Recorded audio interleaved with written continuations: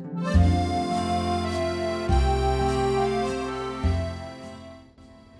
hello there and welcome to the channel, and in this video I'm going to be talking to you about how to care for your hardy banana, botanically known as the Musa basjoo and commonly called hardy banana or Japanese banana, despite being a native to the Sichuan district of China. Well, we can't all be perfect, can we?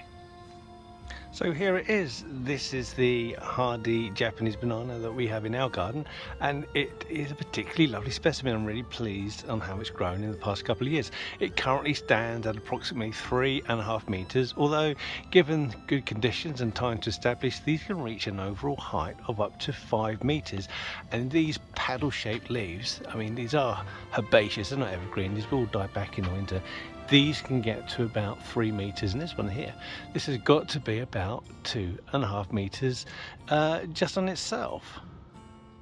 So what do you need to know? Well, the first thing you need to know is when you're planting it, just how much space do you need to it. And like I said, these things, given a few years and given the right conditions, they can grow up to 5 meters, but they also have a spread, an overall canopy size of about 3 meters too. So when you are planting them, just need to make sure that you've got enough room for them.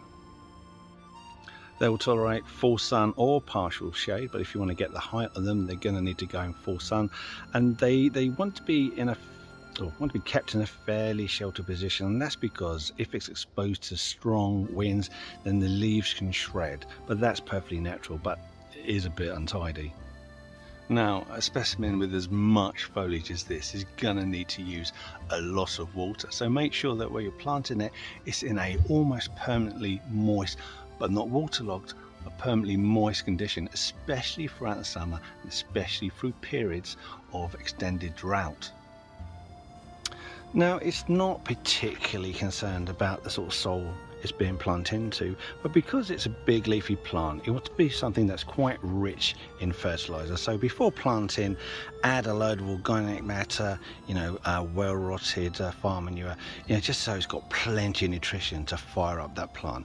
Other than that, soil wise it's absolutely fine, but what I would suggest is at least once a month is give it a good feed. And during the really strong growth period of the middle of the summer, you might want to start feeding once a week with a water soluble fertilizer, something like Miracle Grow, something with a high nitrogen content. Now, when it comes to pests and disease, you'll find that this is a pretty robust plant. The only problem I've ever had with one of these before is a caterpillar infestation, which is easily dealt with by an insecticide. But you can use organic methods like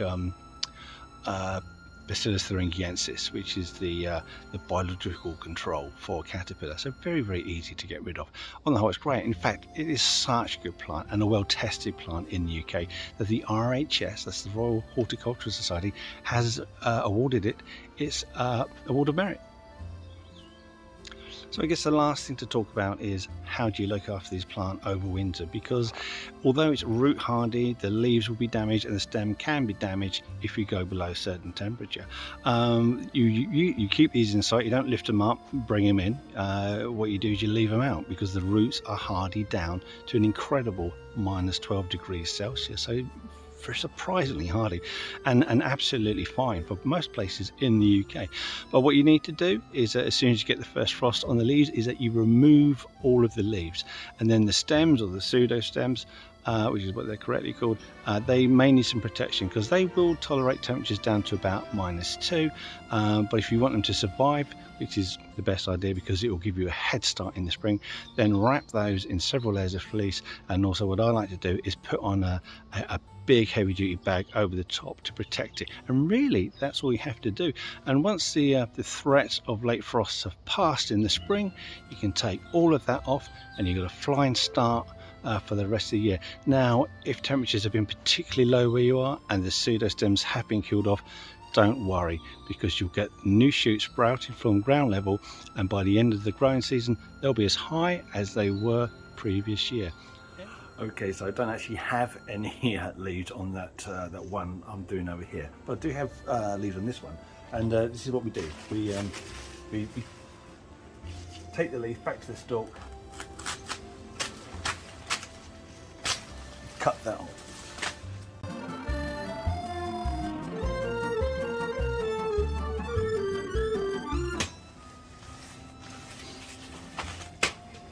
Now we will still get some new growth out of this, but you know, it is cold damage, and really we don't want this cold damaged foliage left on the plant, because like I said, it allows fungal infections, bacterial infections to get back into the stem, and we don't want it to overwinter with that in it.